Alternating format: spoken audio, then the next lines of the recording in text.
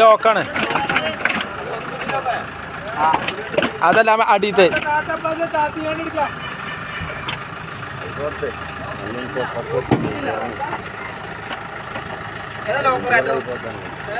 അതിനൊന്ന് എറിഞ്ഞാൽ മതി. ഒന്ന് ഒരു വണ്ടി ഉണ്ടോ അതൊന്ന് തട്ടിയാൽ മതി. പോവാ ആണിണ്ട് അതൊക്കെ കാറ്റാണ്.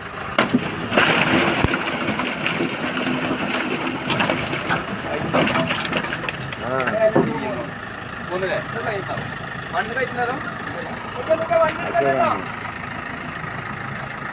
ആ